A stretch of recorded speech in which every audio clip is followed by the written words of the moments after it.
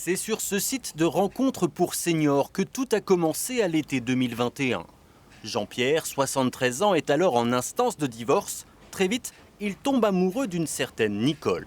Bon, j'ai mordu, donc j'étais à la recherche de quelqu'un, j'ai vu ma situation, donc voilà. Et bon. Et puis elle a commencé à vous demander de l'argent. Voilà, exactement.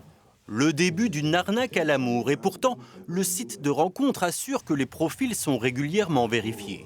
Jean-Pierre est victime de ce qu'on appelle un brouteur, un cyber-escroc, et le scénario est bien rodé.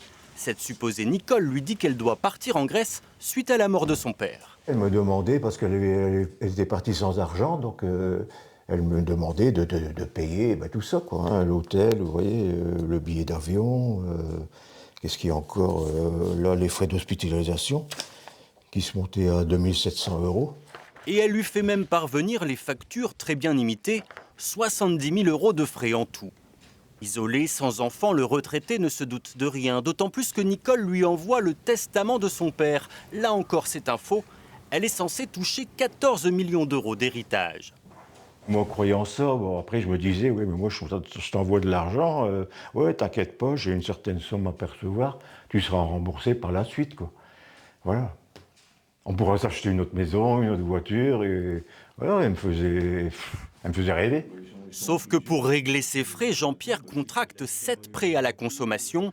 Surendetté, la Banque de France lui demande de vendre sa maison pour payer ses dettes. C'est dur quand on a travaillé toute sa vie pour avoir quelque chose, un bien. Aujourd'hui, à cause d'une arnaque, on va vous le saisir. Vous allez peut-être vous retrouver dehors. Ça me turlupine, j'en dors plus. Moi, j'ai envie de rester ici et de mourir dans ma maison. Voilà. Mon but, c'est ça, et je me battrai. Je me battrai jusqu'au bout. Depuis 2022, un site officiel, Thésée, permet de signaler ces escroqueries. Jean-Pierre, lui, a porté plainte, mais face à la difficulté de traquer ces brouteurs installés à l'étranger, elle a été classée sans suite.